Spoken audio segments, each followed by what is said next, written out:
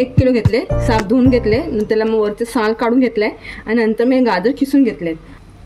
हे एक अर्धा चमचा तूप घ्यायचे, थोडंसं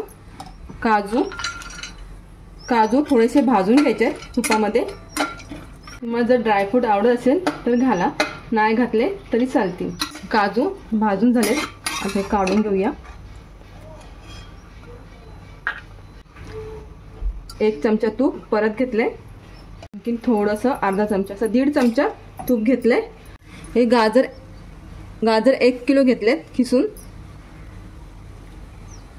गाजर घालून घ्यायचं आहे, चांगला परतून घेतलाय गाजरा तुपामध्ये 10 मिनिटं। आणि आता हे इथं 1 किलोच्या गाजराला तर अर्धा लिटर दूध घ्यायचं आहे।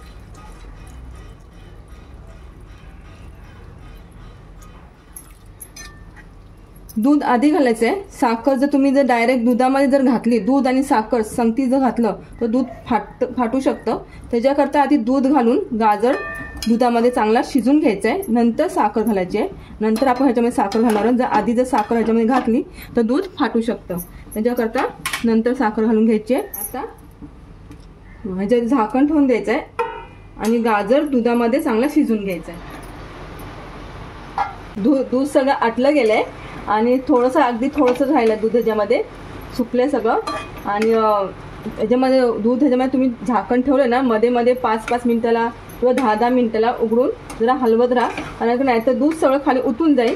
गॅस सुद्धा बारीक ठेवायचा, स्लो ठेवायचा, फास्ट नाही ठेवायचा आहे। स्लो गॅसवरतीच दूध हे सगळं आटून घ्यायचं आहे आणि मध्ये मध्ये बघायचं आहे हलवून थोडं। आणि आता हे सगळं दूध आटलं गेलंय। साखर 1 वाटी साखर घातली आधी, आता ही अर्धी वाटी 1.5 वाटी साखर घातली आहे। तुम्हाला जर गोड जास्त आवडत असेल तर 2 वाटी ह्याच्यामध्ये तुम्ही साखर घालू शकतात।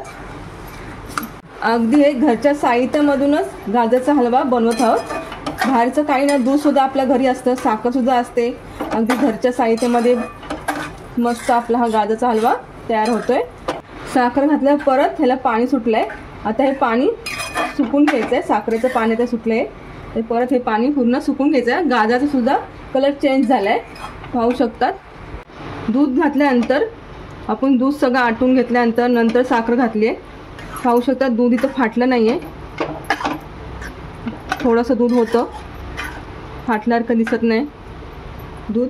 आता ह्याच्यात परत आपण हे सगळं पाणी आटून घ्यायचं, हलवून असं हलवत घ्यायचं सगळं। किंवा तुम्ही ह्याच्यात झाकण ठेवलं आणि बारीक गॅस करून ठेवला तरी चालेल। जर तुम्हाला दुसरी कामं असेल तर असं करू शकतात, इकडे ते काम करून बारीक गॅस ठेवा आणि ह्याच्यात झाकण ठेवा।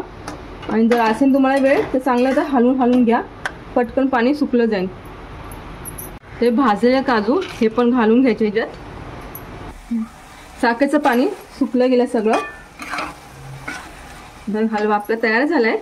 आता ह्याच्यामध्ये घालून घेऊया वेलची पावडर,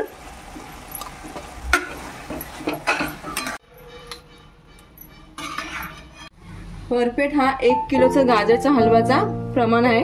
आणि जर तुम्हाला जर 1 किलोचा जर गाजरचा हलवा करायचा असेल तर ह्या प्रमाणात करा, छान तुमचा मस्त असा गाजरचा हलवा होईल। आणि माझा हा व्हिडिओ तुम्हाला कसा वाटला ते मला कमेंट करून सांगा आणि लाईक आणि सबस्क्राईब करायला विसरू नका।